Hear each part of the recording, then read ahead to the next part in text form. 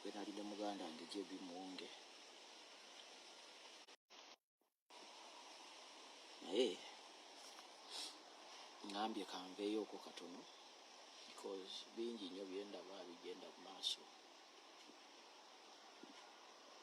ate ng'osanga tulina okubyogerako regardless naye tuba tuli bagonvugonvu. Tageti yange tebadde yakujja oba kukola live naye ngambye kanveeko kanzije tunyumyemuko katono ku bigenda mu maaso ebitonotono. Munaasonyiwa eddoboozi likyali wansi,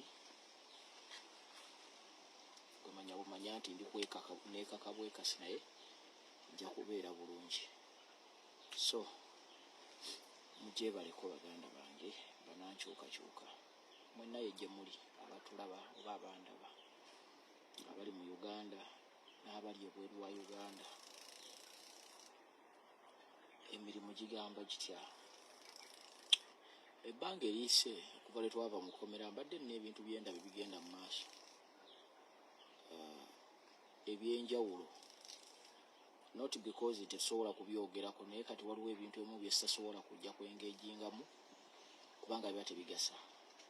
Naye ate waliwo ebintu by'otunulira n'ogaa nti munnange koveeyo obeeko kyoyogera ekitonotono olabe nga tugenda mu maaso nga banankyukakyuka.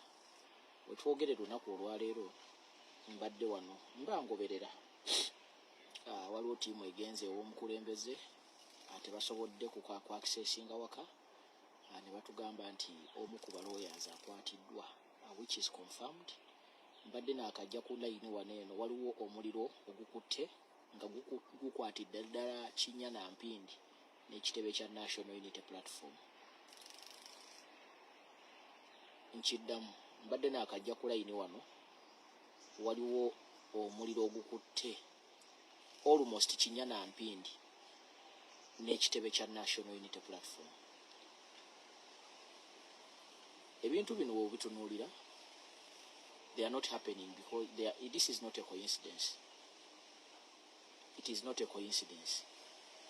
Kubanga oli agenda n'akugamba nti Kyagulanyi Ssentamu tetumuyinaako buzibu, tetumunoonya, is not a security threat.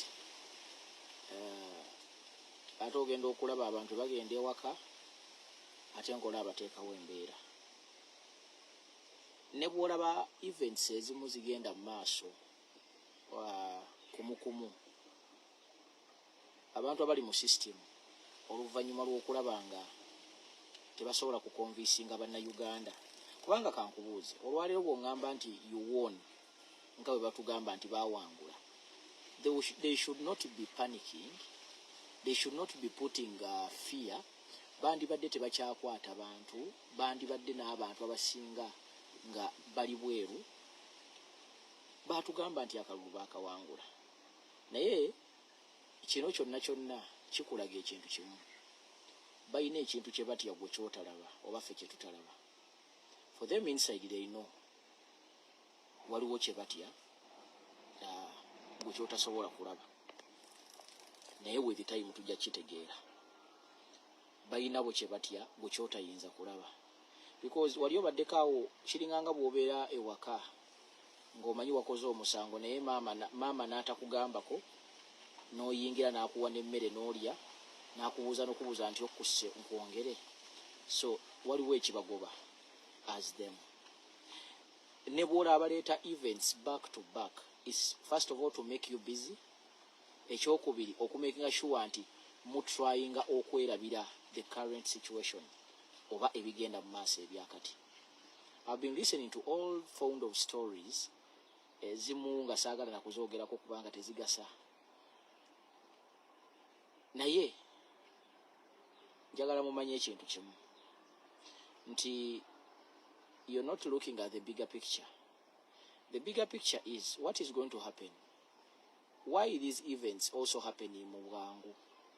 Mukimanyi bulungi nti Kyagulanyi Ssentamu amawulire gaafuluma nga agenda kuba ayogerako eri summit etali ya bulijjo, a very very big platform, and to the surprise of these people bamunoonyeza abuze. Era mulabyeko amawulire olwaleero nti waliwo amagye gye gagenze nga galowooza gyali. The reason as to why they are doing all this, banoonya butya bwe basobola okulaba nga badaivatinga era temubeera so surprised during this time nga between now and the date Kyagulanyi Ssentamu mukulembeze wagenda okuba nga ayogerera mu summit eyo. Don't be surprised if you see any event etali ya bulijjo obanga balina be bakutte obanga waliwo ekihappeninze obanga waliwo ekizze. It's to make sure first and foremost not to discuss that program abantu baleme kugitegeera. Ekyokubiri is to draw attention abantu baleme kugiwa budde. Ekyokusatu is to make sure nti babalagira ddala nti ebyo tebiina makulu. Remember these guys all along badde bagamba nti Kyagulanyi Ssentamu alowooza nti abazungu oba alowooza nti abo abantu basobola okuleeta enkyukakyuka, but it has come out to be that ate bo batya nnyo abantu abo, because let me tell you, nabagamba nti ensi tosobola gifuga wekka. Mu nsi weetaaga ebintu bibiri naddala ensi nga zino eza Africa. First of all, sinti because tuli baavu, sinti because tetulina resources, but African countries ebiseera ebisinga they have two sides. Olina okufuna kye bayita domestic policy ne foreign policy. But the moment you lose one of the two, the moment you lose one, you're declining era oba ogenda. And trust me, eno government abamugirabanga abamawuli bagamba y'amaanyi. Let me tell you, ebizibu government eno byeyina, ebizibu government y'NRM byeyina, gwe toyinza bitegeera naye bo bennyini babitegeera. Look at what is happening in the security system. Tunulira abantu abali mu kufa mu security. Look at the kind of fights ze bayina. Era nze sometimes ngenda nembala bano nga muzze mu butalutalo mwe opposition obafa abantu abagala enkyukakyuka ffe tetulina ntalo.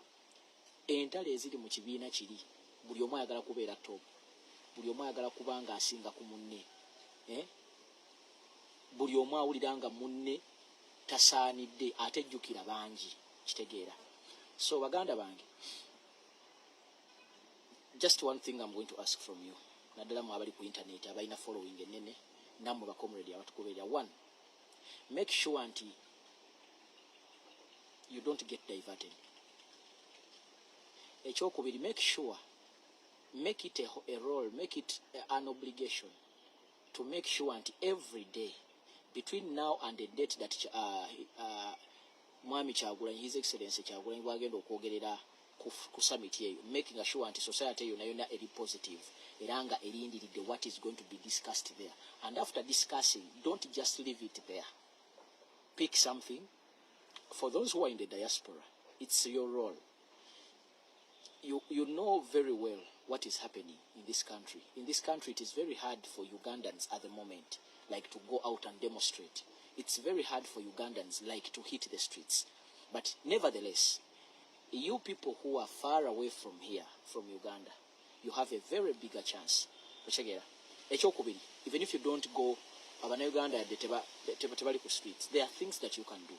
Right now, you are pushing a very good agenda. European Union yavuddeyo ne discussing the resolutions. Thank you very much. We all had the resolutions. Twazirabye, twazuulidde, abamu ne mukuba mu ngalo ne musamarizinga. That is not enough. The question is, after these resolutions, are we seeing actions being taken? Because let me tell you one thing. One of the most hypocritic institutions are the European Unions. They are hypocrites. Once they talk about something and you just these guys are hypocrites. Tomorrow you're going to find them when they are working with the people who are oppressing you. And that is their nature.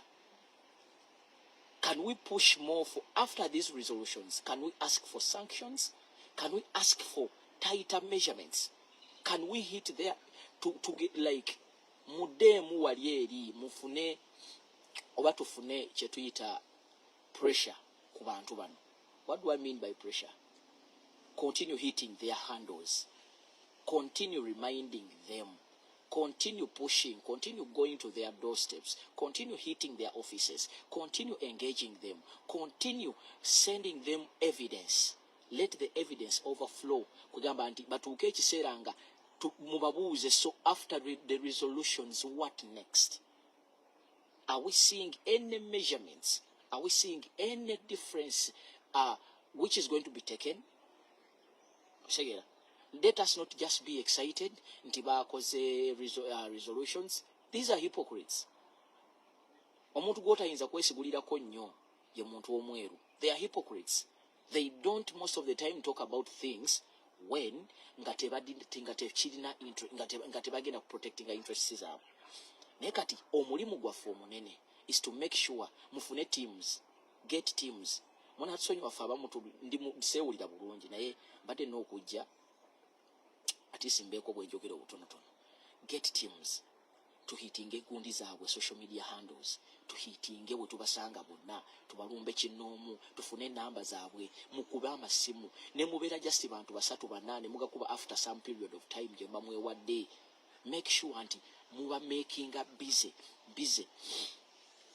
When you do that, ojja kulaba ebifaayo. Naye the moment banayogera ne bagamba nti tuyisiza resolutions ne tukyogerako ne tugamba nti ekyo no, these people are hypocrites. Bano bananfuusi. It is 40 years in power. These are the same people who have been sustaining abantu bano. Kitegeera. So it's always tubeere bakujjukujju. Ekyokubiri, let us continue demanding abantu abali makomera. Let us continue demanding for accountability. Let us continue demanding results zino zajja zitya. Yes, goyinza okubeera n'ogaa nti ebyobufuzi byaggwa. Yes, byaggwa gwe nga bw'otegeera. But let me tell you, nga bwe nkugambye nti bino byonna birina ebintu ebikolebwa. Abasirikale okunoonya abantu, drone okukwata abantu, these injustices. Bayina bo kye beekengera kye batidde. There is something that they are scared of. But they don't want to show us. Because if you tell me that right now a leader who is not a threat to the government is not in his home plus the family, then how do you convince the public that everything is fine? It's not. Honorable Nambeshe, good morning, sir. It has been a long time. So, our aim and emphasis should be that ebeere ku ekyo ekintu. Abamu nde munakusomera ne bwe tuba tetuzze naye katubeeko ekitonotono kye twogera kibagayidinga. Ekyokubiri, this is not a time of fighting small wars. Oshegera, this is not a time of blackmail. We have been in here tubadde mu kintu kino. I don't expect okulaba abanankyukakyuka nga mukyalina obwo obukundi simanyi muli mu kulwana butalo bw'abano. Trust me, you are deceiving yourselves. At the end of the day, bino byempulira mbu simanyi omubaka gundi aganye. Let me tell you, wano mu Uganda ababaka, somebody who is owaddala, but no, there are very few. Right now you're thinking about the program of Museveni tajja kulayira, but you don't know the kind of people boli mukosa, and even most of the oppositions. Ochegera. So you do this as a Ugandan. Demand for accountability as a Ugandan. Because first of all, we are the majority. You are the majority. You are the oppressed. People are preparing to go and get their cash. People are preparing to go and get their cars. People are preparing to go and settle their businesses. So the moment you focus on these people, you're even going to hate politics. Naye gwe kyosobola okukola as a citizen mu butono bwo gikole, and do it with the whole heart. Do it with the whole heart. Naye the moment w'onaatandikira n'ogenda ku eyo gundi argument, togenda kumalako. Naawe kenyini ogenda kutuuka ekiseera owulire ng'okooye. Ate ekyo kye baagala. Ekyokubiri, waliwo ekintu kye baagala okuteeka mu bannayuganda. First of all, akalulu kano ke twavuddemu, this was not an election. This was a military operation. Naye nga military operation eno egendereddwamu ki? Egendereddwamu okutta emitima gyaffe gyonna. Nga ne bwogera ku makya ne bwogera ku kintu kye bayita obululu, you don't want to listen. Tokyayagala na kukiwulira. This is intended. This is intended. It is not by mistake. Kino ekintu kye baakoze oba kye bali mu kukola, kuba nobbira owa waggulu n'otuuka n'okubba akalulu k'obwa kansala. It is not that they don't understand what they are doing. They do understand. It's just aimed at killing the hope. But let me tell you something funny. Goyinzo abachikola balaba nti it is the only way to survive. Na it is very dangerous. Eronda banze nze nina second thought yenchamu. Omuna Uganda oba we Ugandans omuntu yenna ng'anaakulembera eggwanga obanga tayagala litabanguke alina okuliyetingawo kye bayita essuubi. The moment ojjawo essuubi you create a gap. Buli lw'okuliyetinga gap era nze kyobola nti in one way or the other I love it. Nze saagala nnyo kubeerako na ssuubi yadde ettono bweriti mu gavumenti. Yadde ettono bweriti. Njagala omuntu munnyonnyole nti wano woogenda tewali ssuubi nga naye akiraba. So that mu maaso eyo talitunenya. That is what I told you nga tebanaakutusiba. Nemaga, this is going to be a fight between gwe munna Uganda n'embeera gy'okooye. I wonder why people are even surprised nti we were not announced. Naye nga n'omukulembeze all along from his campaign trail, he has been telling you that tebajja tulangirira zino million ebiri ze baatuwa. It's to weaken us, it's to show us that we are nothing. But in the back of your mind, you need to have something bigger than this. You want to tell me nti olwaleero Kyagulanyi Ssentamu, after traversing the whole world, the whole country, he can only manage to get 2 million votes? It's not possible. But they did it. Okubalaga 1, munaakola ki? 2, ffe tuli mu buyinza. 3, tuyina amaanyi. 4, electoral commission yaffe. 5, buli kimu kyaffe. Which is okay. Era nze mbawagira kubanga abamu ku mmwe bannayuganda tukyalina n'obuzibu okubannyonnyola nti akalulu kokka, an election alone cannot take us to power. It would be so miraculous okeera ku makya n'ogamba nti tulonza akalulu where nti katutute mu bukulembeze.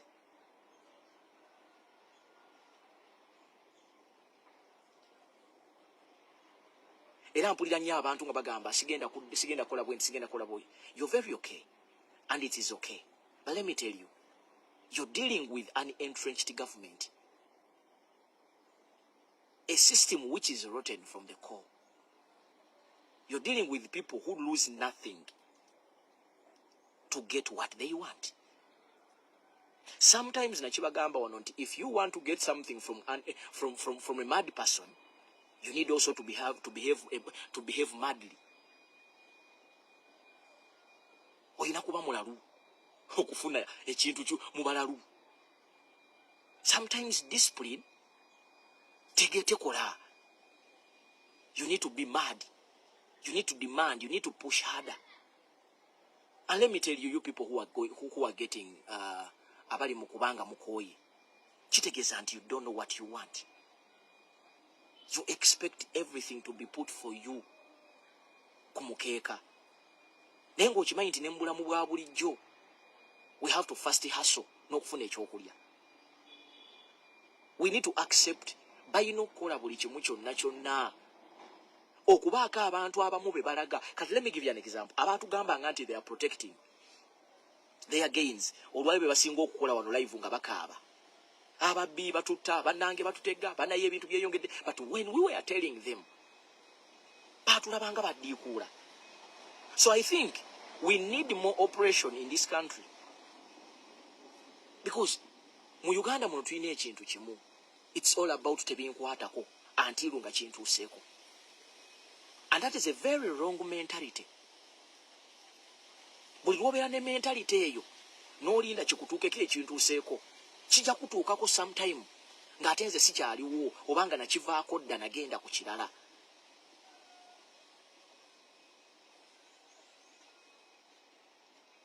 kati olwaliro you find somebody saying in Kyagulanyi Ssentamu is doing a documentary. I saw one of the TV presenters. Abantu betusuubira nti bategeera. A guy called Simanyi Muyanga Simanyi something. On the national television. Saying, how can Bobby Wine Kyagulanyi Ssentamu run away and leave a wife behind? Now you look at this gentleman and you wonder, is this gentleman informed of what is happening in this country? Is this gentleman aware that in this election, a lot of people were killed?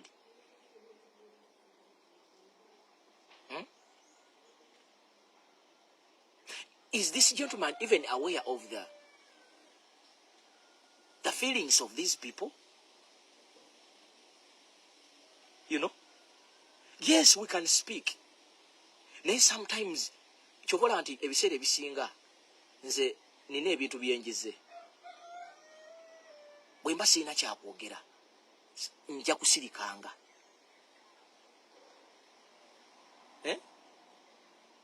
You lose nothing when you keep quiet. Then you find a gentleman who is a musician, is also comparing himself to a person who has stood for a position of a presidential candidate 2 times. Telling the people with all his brains and the head, a mature person who is even older than even the person he is speaking about, telling people that this guy is not in the same caliber with Yoweri Kaguta Museveni. This guy is a musician. Then the question comes, yes, this guy is a musician, but I want you to tell this world or this country, you as the top 3 musicians, as you call yourselves, right now, which of you is going through what Kyagulanyi Ssentamu is going through? You're talking about a person who has traversed the whole country asking for a position of being a president. You're talking about a person who is leading a political party, the most loved and growing political party in Africa. You're talking about a person who has more than 10 plus members of parliament in the parliament of Uganda. And you're comparing yourself to such a person. Like, you look at a person and you ask, does this person have children? Does this person have the ategeera bulungi waggulu and upstairs? Ate nga ali serious.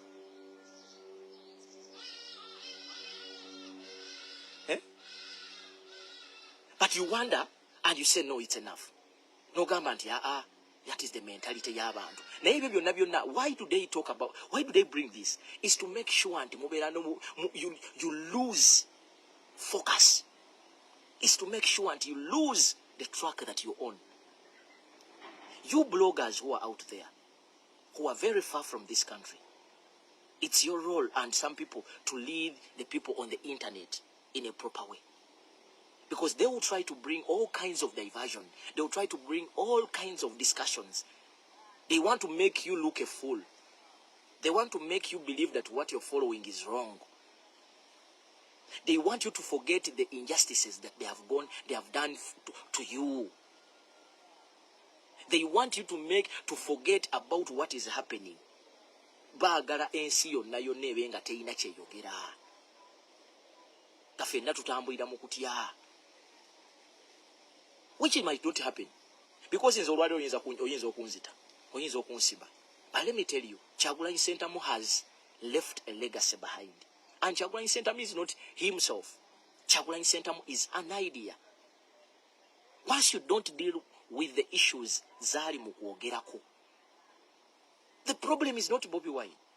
The problem is not Kyagulanyi Ssentamu. First of all, this gentleman, at his age, almost God has blessed him with each and everything. Kati ye lwaliwo ne bw'omugyawo. The moment you don't handle the issues that he is raising, you're wasting your time. Kyagulanyi Ssentamu is an idea. It's not him. That's why he's not around.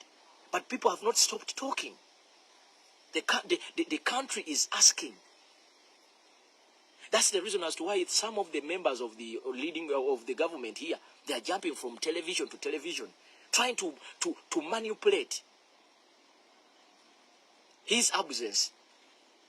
They even reached an extent of saying he's making a documentary. And here comes something which is funny.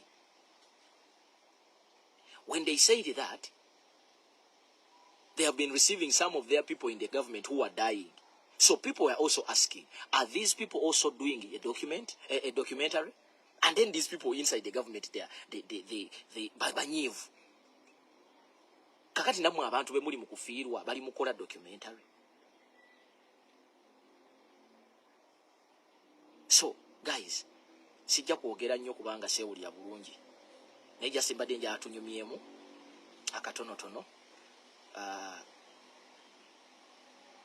N'okuba tegeeza nti gye tuli. N'okubeebaza because I've been away for a while. I was not there when we were going through an election. I was in prison. A lot of things got messed up. But I thank God nti tuli balamu. Era mundabyeko. I'm still trying to put myself together. But trust me, we shall be back. Mpola mpola tujja kulaba nga tutetenkanya tukomewo. But one thing kyenjagala obalekera. Continue. Kyemubadde mukola temukivaako. Continue shouting. Make that noise. Don't allow anybody to silence you. Continue shouting. Continue knocking on those doors of those people. Continue those demonstrations. Continue asking for accountability. It's not yet the end.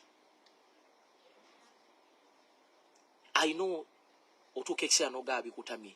It's human. But let me tell you, as long as ebyakuleeta tebinaba kuvaawo, you're just deceiving yourself. You're just lying to yourself.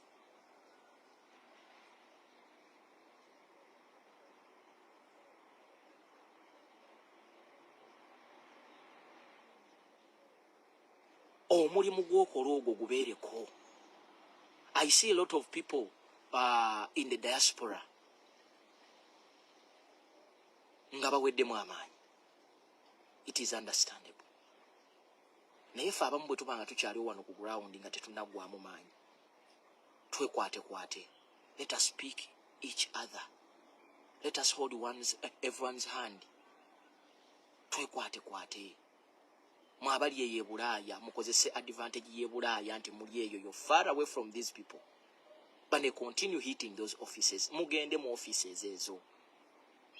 Mugende ku demonstrations ezo. Mujjukiza abantu abo. Bw'otuula ku buliri bwo nga tonneebaka ngo sindikayo email. Send an email. Ne bw'obeera omu. Bajjagezaako baga nti Bannayuganda batono nnyo tebalina kye batugamba, tebalina mirimu. Let me tell you, it started like that. Remember I told you. Basooka bagamba nti muli bakubi bakereere naddala mwe abali mu diaspora. Temulina kye mugattako. Later the people they were undermining. Baali balina okugenda bateeke ssente mu diaspora. The billions and billions of money ze bayiye mu diaspora okumakinga sure nti bamenyaamenya Bannayuganda nga they buy them off. Kikulaga nti ekintu kye mwali mukola kyamaanyi. Nalabye some comrades. I'm sorry to talk about these comrades of ours. One in South Africa, there was some gentleman. Tubadde naye mu change eno for a very long time. Simulabangako by the way, simulabangako sogeranko naye, but I looked at him. Nenewunya. Nga bamu brainwashing. He's trying to agezaako okusamu meeting naye kenyini ekintu kyalabanga takitegeera. Just brainwashed. Where do you get the guts to sit with the people who are working with the system? Okubuulira ekyokukola.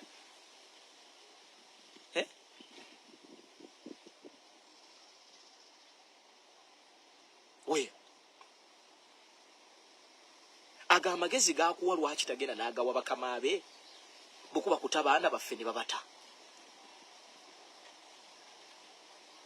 naye bamanyi nti balina okukozesa abantu ng'abo mudde mwezi entalo. Guys, focus. Olwaleero sisuubira kubanga tuli mu 2026 nti tugenda kulwana entalo z'ababuloga. That is cheap talk. Muleete ideas, bring solutions. Osanga ekirowoozo ekigenda okutuyambako to go to another level kigenda kuva mu ggwe. Obudde bwe mumalanga mwechonyachonya, mwechojja. You're doing injustice to yourself and to your country. Bingi nnyo bye mbadde ndaba. Naye kati siyinza waliwo kati ebintu by'essasasobola kuvaayo okwogerako nga ndaba nti bitumalira budde. Nga nti ebyabala bajja byogerako. Stay focused. Ngenda balekera obubaka buno butono nnyo. 1. Continue using your smartphones to do the needful. 2. People in the diaspora. Bane don't stop. Ne bwe mubeera babiri, ne mubeera basatu, ne bwe mubeera bana, continue making noise to those people. Trust me. Katonda ono talya pani. And what you're doing is not wrong. Katonda ono ateebase. Katonda oyo ateebase. Wanda agenda kuteeka akamwenyumwenyu ku tamali. Ne bw'oliba toliiwo, oligamba nti yes, it was worth dying for.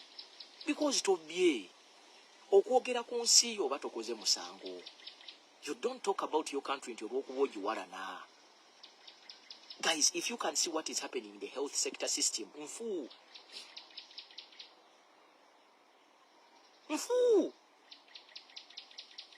After 40 years, we cannot be having the system that we have right now. That is why ntunulira ningamba nti mwate Katonda basomosezzaako abalengerera ewala. You should be the people abasomesa. Bane mbabuulira. Don't waste so much time on the so-called leaders. Most especially bano abakutte ebifo. Mwekwate. Abamu mubajjukize bye balina okukola naye temubalirayingako nnyo. Because trust me, you'll get disappointed. Omuntu atasobola ku disappointinga ye gwe, omuntu gwe n'omuntu w'omunda. Mwebuulirire, temukoowa kwogera ku biruma ggwanga. Tokoowa. Oli kaaseke agaye nti munaakola ki? Please continue. Mulumbe ebitebe ebyo.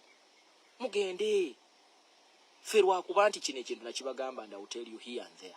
Ffe singa abamu tubadde tulina omukisa ogubeera mu ezo ensi ze mulimu. Singa tubadde tusobola okufuna omukisa abamu ku ffe, mwanditegedde kye tusobola okukola.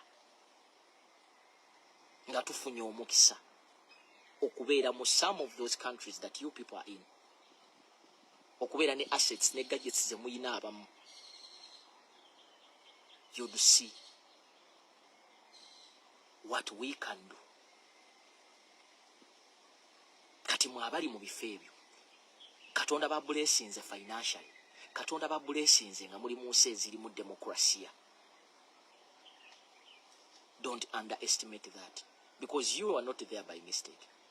Temuliyo by mistake. Sijja kwogera nnyo.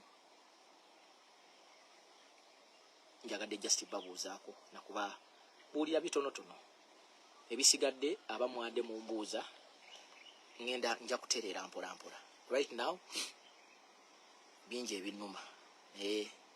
Nja kutereera. Nkyalina ebinsumbuwa. Mukadde wange si bulungi. Nalimba buulira ku story eyo bambi. Yafuna obuzibu ali mu kyalo eyo. Nange kenyini nafuluma bwenti naye embeera yantabukako. Naye nga wendi munzikirize ntwala omukisa guno nga ndi wano ku Masaba Media Channel. Nebaze buli muntu yenna abambeereddewo oba abatubeereddewo. Mwebale nnyo baganda bange. Thank you for always being there with us. Mutugumya ne mutuzaamu amaanyi ne mutulaga nti we are not tetuli neglected. Thank you for the support. Thank you for the love. Thank you for being there nga tetuliwo. Nawulira amawulire abamu mu kaseera nga bankutte mwagenda mu constituency ne mubaako kye mukola. Mwebale nnyo, mwebalire ddala. Buli yakwata kye yakwata. Nze nali mukomera nga simanyi bigenda mu maaso. I didn't know. Naye osanga nina ekintu buli nnaku kye neeteekamu nti Katonda takola nsobi. Ekyo kyo nkimanyi nti Katonda waffe takola nsobi. Everything happens for a reason. Osanga ndowooza singa nali ndi bweru mu kaseera ako, ku mutima gwe nnina ndowooza bambi mwandibadde mwanziika dda. Naye mbeebaza nti mutunoonyezaako, mutuzizzaamu amaanyi. Bw'oba tondabye tekitegeeza nti siriiwo.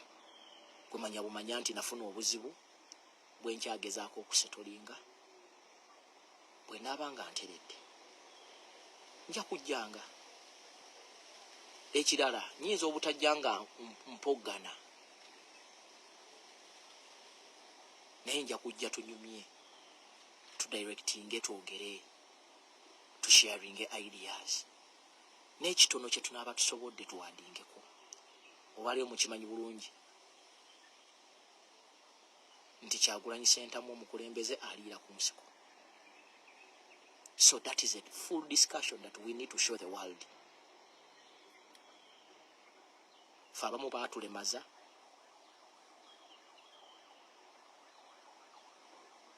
naye tukyaliwo era tugezaako okukola kye tulina okukola mu kapasite yaffe, mu butono bwaffe.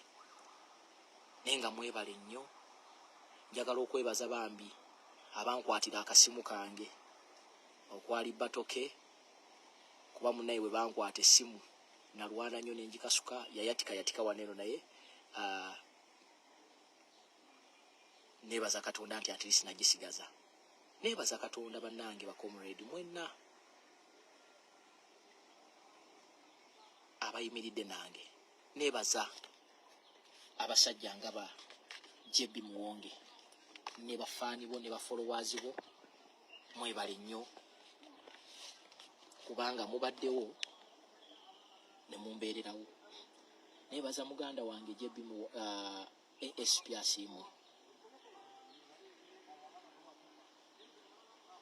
Mwebale nnyo. Mwebalire ddala. ASP Asiimwe ne ttiimu yo yonna. Neebaza baganda bange Batoke. Neebaza baganda bange, neebaza omukyala gwe bayita Jackie. Oyo yatambulanga olugendo najja gye baatusibira wala. Story nagyogeddeko. Oba tewagiwulidde osobola ogenda ku JB Muwonge. Story nagyogeddeko. Ebimu bitwabireseeyo just because of time ate nanesewulira bulungi. Naye nga nababuuliddeko akatonotono. Njagala okwebaza abaana bonna bambi batukwata nabo, abasigala nga bali solidi, ab'embalala. Mwenna bakyali bange mbaagala nnyo, abawala n'abalenzi nga bwe batukwata. We formed the family. Mwebale nnyo, mwebalire ddala. Mwebale abakyali ku nsonga. Thank you very much guys. Mwebale nnyo. Sirina kye nsobola bagamba naye kubeebaza. Mwebale butatulekerera, mwebale kubeerawo from day one up to today. Ebisigadde tusabe Katonda ate tweyongere okubanja. Baganda baffe abali makomera baveeyo. Akalulu kaffe batuwa accountability kagenda katya, because it's our right y'okumanya akalulu ko kagenda katya. Kitegedde. Musigale nga muli wamu, musigale nga mwagalana, musigale nga mwewa amagezi. Kubanga abasirikale abasaasaanya abalwanagana tebasobola kutuuka ku finishing line. Naye abasirikale abali focused nga mumanyi ekyokukola mujja kutuuka. Bingi nnyo naffe bennyini we are going through a lot. Naye twebaza Katonda nti tukyali balamu ate namwe mukyali balamu. ndowooza munzikirize mbasiibule.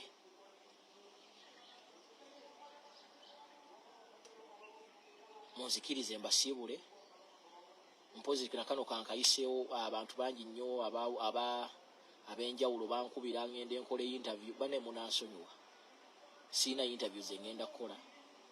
Siina TV ze ngenda gendako. Siina biki. I want to be alone for some time. Abakulembeze abamu njagala kuba congratulating. I want to congratulate my generation members. Abantu bangi nnyo. I have some of the friends benali manyi abagendo abawangula bwa MP n'abawangula bwa bakansala. But I have one advice to give you. One, not even one advice. These are the things I want to tell you. Ekisooka mujjukire nti mwava mu bantu.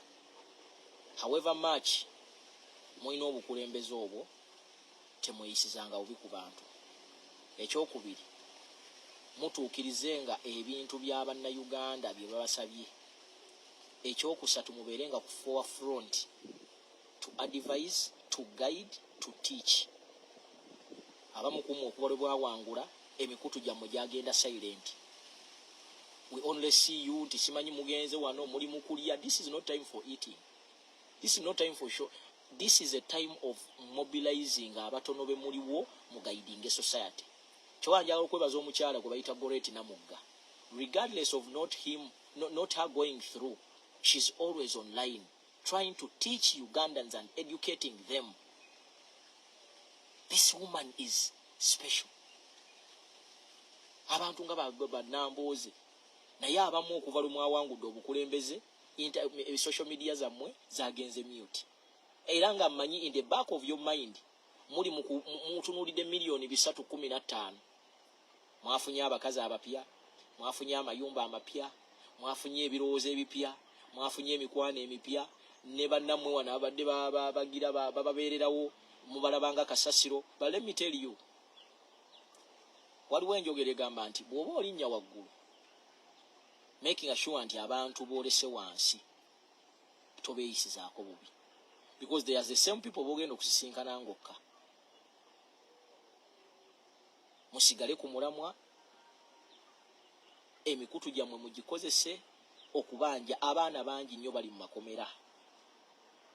Toyina kyofiirwa kuvuga ne mugenda ne mukyalirako ku baana abo. Don't wait for the party. Ffe tubadde embalala. I can be open to you. Tubadde embalala. Naye nga n'abakulembeze abamu n'okujja wali eri embalala tebasobola kujjawo okwo.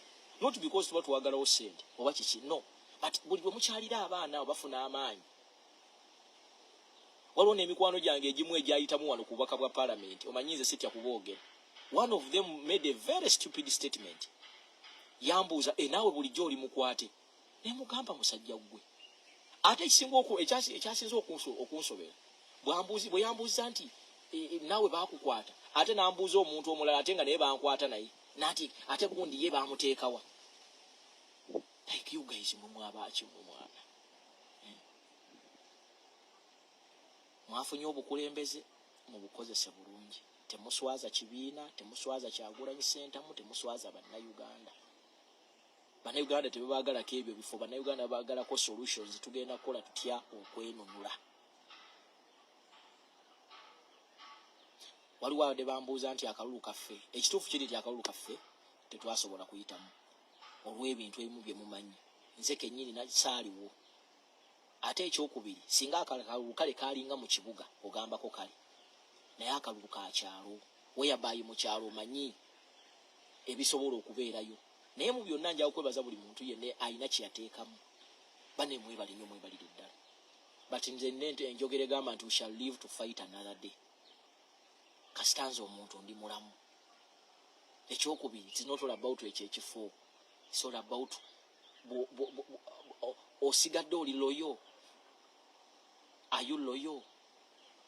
Okyuseeko oba bw'ogudde.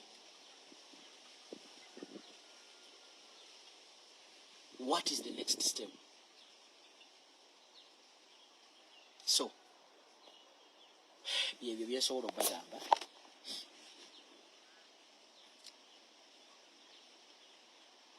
Munzikirize mbasiibule.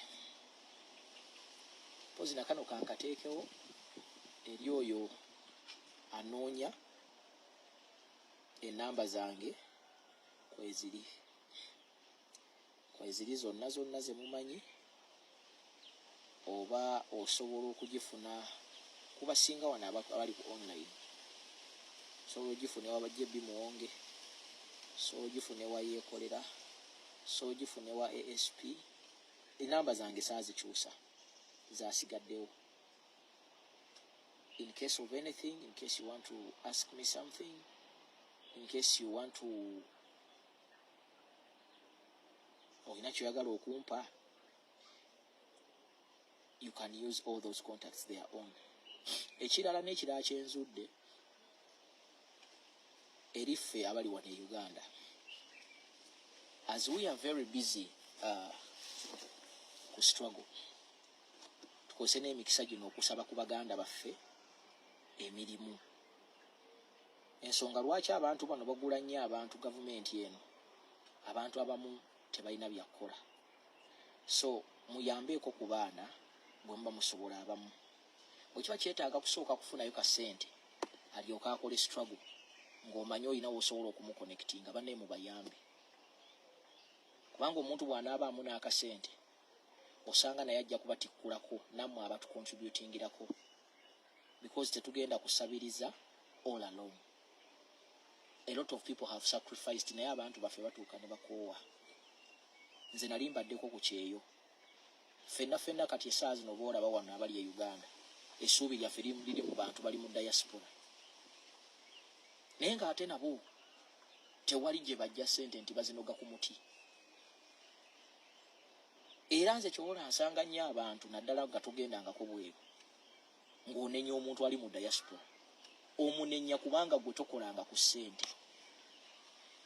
Abantu batuula mu train for almost 3 hours. Batuula mu train for almost 4 hours to sacrifice the little okuyambako struggle. So muyige omutima ogw'okubeera thankful. Simanyi oba ena account ya president yali mukundaba, kuba ndabawo Bobi Wine is watching. I don't know whether it's the president watching oba yaani, naye nga yenna andabira mu account eyo mukulamusizza. So tuyambagane, help one another, tulabe nga tureducinga burden eyo, okulaba nti tetuli, kubanga ffenna I'll give you an example. Ffenna abaana abasinga kati abali wano e Uganda, most of these people are not, tebalina byakola, bali on the run. We need to help one another, twepushinge, tukwatagane. So bw'obeera eyo oba olinayo kikampani ky'osobola okubasindikamu, abamu ne babeerako eyo ne bayiyayiyayo ekyokulya, oba olinayo something to reducinge ku burden eyo. It is not a must, but it is a suggestion. Ng'ate naawe osobola okirengerera ewala, because it makes sense. Wajukira, people are from the election, they are exhausted. They have been fundraising since day one. Batuuka ne bakoowa. Katu reduce on that, tuyeyambe. Funayo awo abaana 2 3 baga nti banne wano waliwo ekyokukola, mugende mutandikire awo mulabe. Mwerimu abakulembeze abamu be nawulidde. Abakulembeze be nawulidde abamu oluusi munaafuna z'offices ezo munyigenyigemu ku baana baffe. Tetwagala kutuuka mu offices ng'ate be tubadde tugoba. Ate nammwe bye mukola mukwate ku baana bano mubanyigenyiga awo. Mwana afuneyo 10 kigulira family akawunga, then nga bwayingira mu struggle. Struggle yaffe omukulembeze yatugamba, this is not a marathon. Olwali tuyinza okuba nga tetunaakutwala bukulembeze, naye tekitutegeeza nti tetugenda butuukako. Naye nga bwe tulindirira oba nga bwe tulwana okubutuukako, we need to have something that we are doing. Ekyo kikulu nnyo eri abakulembeze. Bw'ofunayo bu scholarship ng'obwo, mu magezigezi buwa abaana bammwe bano ab'enkyukakyuka, mu buwa abantu bammwe awo mu magezigezi, mu connection to reducing a burden. Abamu muyinza obutakitegeera naye nze nkitegeera, kuba kati abamu mujja kutuuka ekiseera munyigira abantu abali mu diaspora, and trust me, buli omu embeera si nnungi. Olaba abantu baffe abaali batusupporting okuva mu America, they are under pressure from Donald Trump. Abali bubi, abali e Bungereza nabo tebagala kuba bulungi. Ensi egenda kati ennaku zino black society bagenda bagira bange ekitagasa.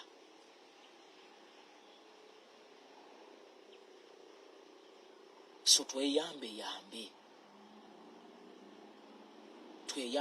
twekolemu omulimu, twekwate. Ekisinga obukulu tweyagale, twekume, twezeemu essuubi. Njagala okwebaza media personality yonna, ba media okuli Basama Uganda, okuli baganda bange bwe twakola emirimu ku campaign, banange mwebale nnyo. Abali ku Masaba Media Channel bambi mwebale.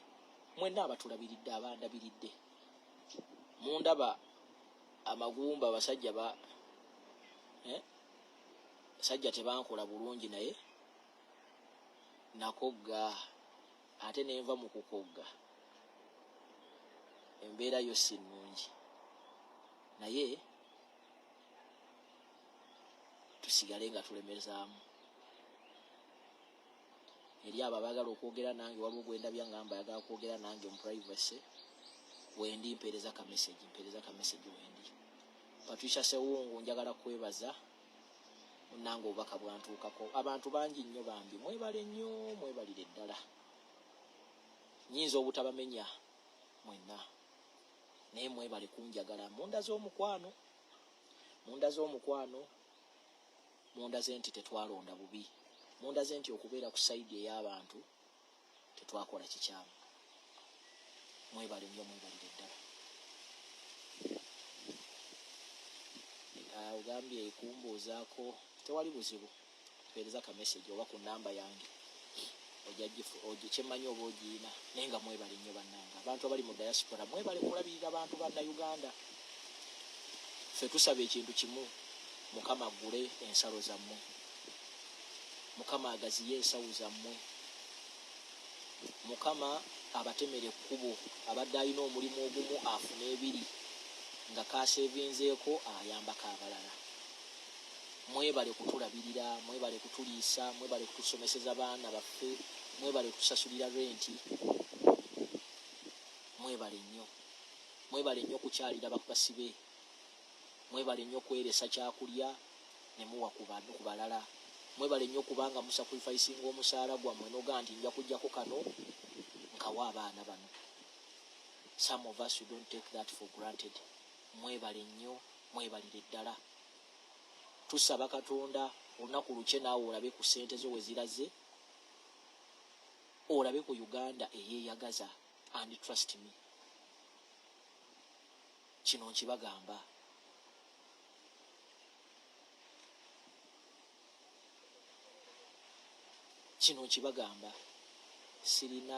Sirinawo mukwa. Kale mpeereza message ku Masaba Media, just sending a message.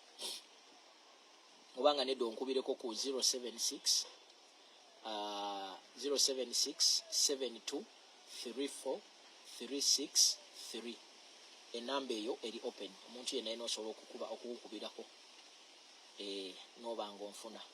So trust me, one day olunaku lumu lugenda kukya nga tugamba nti Ebeneza abadde Katonda. Tulinganga abaluddewo, naye kino kankikugambe, wetuli si wetwali. Ekyo kikuzengamu amaanyi. Wetuli si wetwali. Ate Uganda tegenda kudda mabega.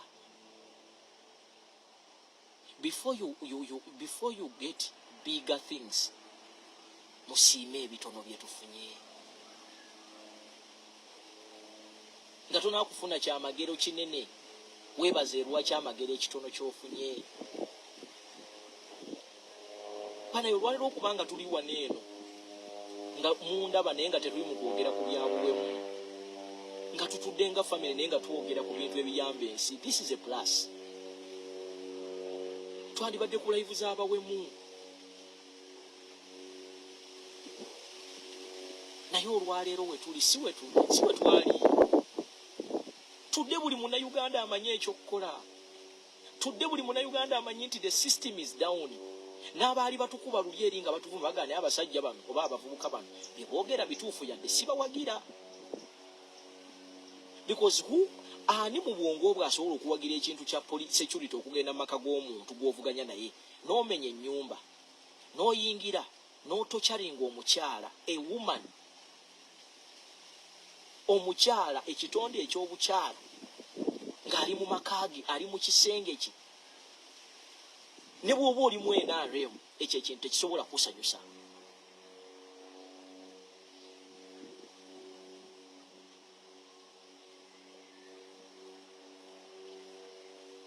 Who in this world yasobola okugamba nti yanze ndi NRM, abasirikale okubateeka ewa Kyagulanyi Ssentamu ne bamenya ennyumba ye, ekyo nkiwagira? No! Ebyo tolubirabangako. That is why tosobola kunsanga mu discussion za ono omusajja abeera ekiwaatu. Kubanga oyo omusajja mukulu nnyo ali mu myaka aga. Naye bw'aba asobola okugamba nti Kyagulanyi Ssentamu Bobi Wine naye n'oli Chameleone bali mu level y'emu, then omanya nti either omutwe gwe si mulamu oba takyaswala, aswaza buswaza. Kakati gwe ali wane yeeraliikiridde. Gundi. Let me tell you, the Uganda which was here in 2016 is not the Uganda that we are in right now. If you ever want to know, just look at the events that are happening.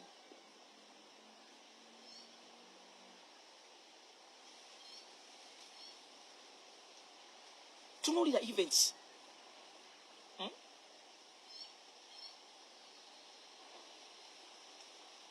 Gwe ne bwe tufa ffe ne tuvaawo kino kankibabuulire.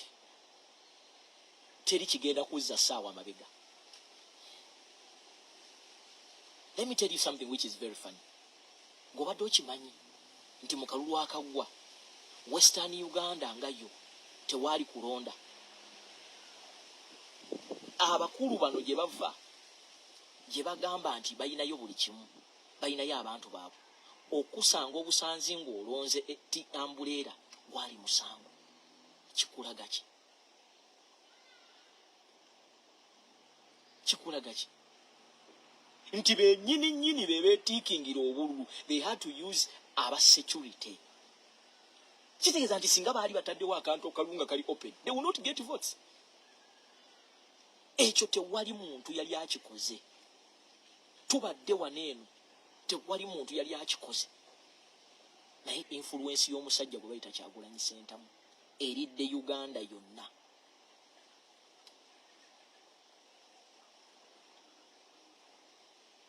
Era bw'oba oyagala the most expensive election ke kalulu kano. Kana akalulu kabadde ka bbeeyi. Kana akalulu ka stretchinze gavumenti ye NRM. Nti baali tebalina kyakkola nga balina kukabba bubbi, ensonyi ne bagiteeka wali. Gwe musensezizo, let me give you just an example. Ne bw'aba mwana muto n'omuzuukusa ku makya, osobola okuteeka Misa Kabanda wano n'oteeka Lubongoya wano n'oga nti abantu balonze Misa Kabanda. Ne bw'okeera ku makya n'ogenda Essembabule nga tolaba ozibiridde, osobola okuŋŋa nti omukyala Goreti Namuga, the outspoken lady, almost mu Kato corridor eyo yonna nti baamuwangula. Osobola ogenda e Nakaseke nga tugenze mu reality now become a fool, kati fuukako mulalu. nti basobola okuwangulira Lutamaguzi Ssemakula. Osobola okugenda e Bukomansimbi nti bawangulayo abantu ba Nuupu. Well, there are few abaali bagenda okuluuzinga batono, but trust me, bonna baali balina okuyitamu. Kati ekikulaga ki nti luli twali tuwonoona obudde bungi okumatiza abantu. Now the world is awake. What you need now to teach them is to continue telling them kuno kwe kusomesa kenjagala musomese bannansi. Munnansi tomulaga nti politician yagenda okumukyusiza obulamu. Tomulaga nti oyo omuntu ali mu parliament, oyo ali omuntu ali mu council, oyo omuntu ali mu gundi yagenda okumukyusiza obulamu. Abannayuganda mutandika okubateekateeka nti if it is not you, then there is no one else. And to the Ugandans out there, let me tell you something. You have no person to blame. We have nobody to blame. Era eyo blaming mentality muyina okugijjamu. The blaming mentality of you thinking as an ordinary person, you're going to put the blame on these so-called elected leaders. This is your own. You are the person who cannot afford the basic necessities in life. You are the person who cannot afford school fees. You are the person who cannot afford good health system. You are the person who is going to die on the roads because nobody cares about you. So, who is the biggest oppressor? Or who is the biggest oppressed person? It's you. Bwe munejjamu ekyo ekintu nti gundi kinkolere, gundi nkolera, asaagenze ku demonstration gundi angendereyo, saagenze wabaddeyo winter si gundi ngenderaako. My problems might be different from your problems. Ebizibu byange biyinza okwawukana n'ebibyo.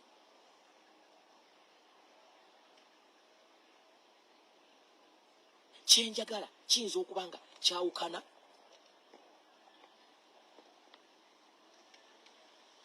naawe kyoyagala.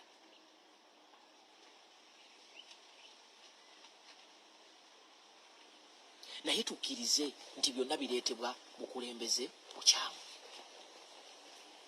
Kati olwaliro abasajja mubala bapalaapalanya, baatuuka n'okufunayo candidate omu agende mu kooti awaabe. And I want to thank this time ekibiina kya Nuupu. Mbeebaza nti saawuliddeko nga mugamba nti tugenda kutwala omusango mu kooti naddala ogwa president. I want to thank you. Ekyo njagala kukibeeraliza. Mubaleke gundi yaabwe hanginge bweti. Mubaleke. Continue. Olaba Kyagulanyi Ssentamu kyali mukola okubanga talabika. Gwe oyinza obutamanya what is causing to these people. Naye kati bano abantu balina ebibuuzo bingi. Era essaawa zino bakulabanga muyeekera balowooza nti gw'omuyina. The disappearance of Kyagulanyi Ssentamu in this country during these times has continued to expose these people. Wakati kyali mukola omuganda oba omuzungu oba omusoma omuntu ate omuntu kye bayita obuyeekera. Ate obuyeekera obuli modani ng'ate tolina wogenda buvunaana. Kuba gwe weebuuze bw'abanga Kyagulanyi Ssentamu asobola okubula ku laada ya security ya Uganda. For almost now tugenda mu mwezi. Bini Kyagulanyi asobola okulembera eggwanga lino. era byonna byali mu kkola eyo bibanga tebiri ku laada ya security, and that means asobola okulembera eggwanga lino, kubanga kati ne Museveni mu back of his mind yekwekako mu nsiko nga tebamulaba. Era mpulira nnyo abagamba Bobi Wine ani amunoonya. Nedda temuli ku levo za Kyagulanyi Ssentamu. Bw'abanga asobola okubiitinga security ya wano n'abulanga abasajja tebamulaba nga tali buwe, then Kyagulanyi mumwegendereze. This one I want to tell you. Kuba already bweba training ali mu kutraininga already, kati ali mu nsiko. Bw'abanga asobola okubeera mu nsiko in the hiding for that time, then mumwegendereze nga temusobola kumufuna ku laada yammwe. Kitegeeza eyo step bw'enaatuuka ajja kumanya bw'asobola ogikola.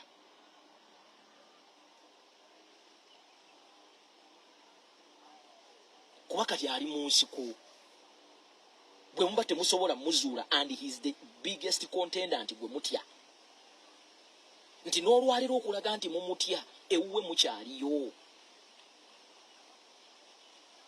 Ewuwe mukyaliyo. Gwe mugamba nti talina threat, ate ewuwe mukyaliyo. Ababuze with all the money, the resources they invest in the security, temusobola kwalocatinga waali. Omanyi kyekitegeeza ekirala?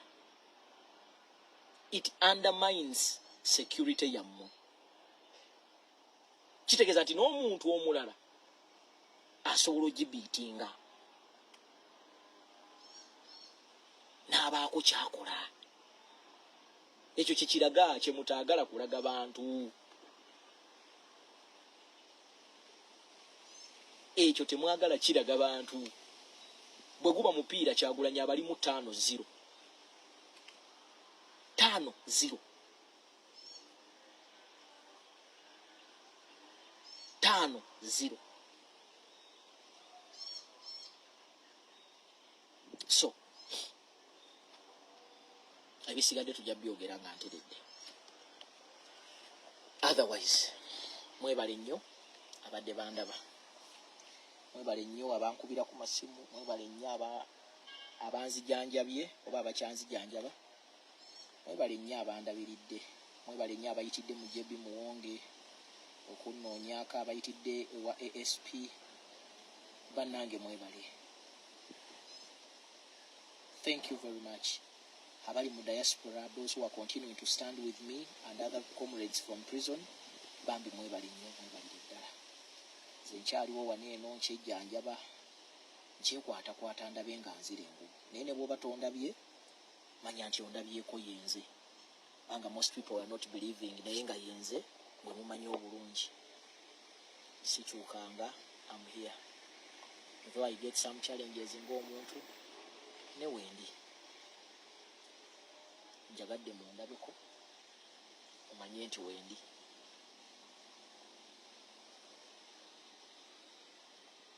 Njagadde mundabeko mumanye nti wendi. Naye nga njagala kusaba bannayuganda abali mu diaspora. This is not time to show nti nze nsinga gw'osinga. Bannange mukolaganire wamu. Abasobola okuyambako ku bannayuganda oba comrade abali wano okubaako embateeka, okubaako embakonectinga bakole. Please mubayambeko. Kubange banaabeeramu n'akasente. Nze wandiwadde owa abantu abana oba abataano oba batya. Ojaziwa ababiri bali nabo bayamba abalala. Munzikirize neebaze abantu bangi nnyo.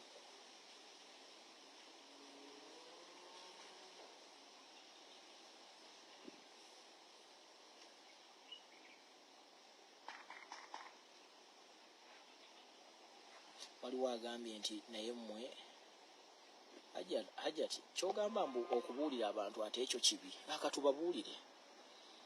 Tulina obbabuulira. Yensonga lwaki tujja wano kati oyinza okuba gwe wakitegeera naye nga mubaddemu munnanga aweddemu essuubi nga weetaaga okumunyonyola nga bwe munyonyodde amanye nti tali ku kikyamu. mwebale nnyo abaagala okwogerako nange bane mumpandikira akameseji, abaagala okubaako kyo discussinga nange bw'olaba sikuzeemu oluusi onsaasira mba neebase. Eddagala liba linkubye nga sikyategeera bulungi ly'amaanyi, ate nange kenyini nnumizibwa. Oba tondabye onoonyaako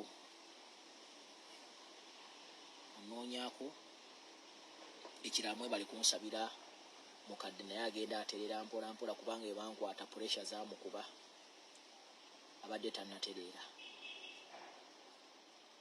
agenda abeerabeerako bulungi mpola mpola, nange kenyini ngenda nsonda bulungi mpola mpola amaanyi. Naye nga mwebale kutulabirira bambi, mwebale abatudduukiridde n'abadduukiridde abaana abalala. Ndowooza bye byensobola obbagamba bannange, ojjako nga waliwo kyoyagala okumbuuza oba waliwo kyoyagala okumpa. Ennamba zange zeezo ze mumanyi, ziri ku JB Muwonga awo, oba osobola okumpeereza ka message, ennamba yange n'ogifuna. Ndowooza siina kye neerabidde okuggyako okubasiibula n'ekirala okubaga nti wendi kuba abamu mubadde temundabako. yenze gwe mumanyi obulungi Faustine wammwe agamba atya muganda wange Paul banaye kubuuka nawe wonsumbuwa.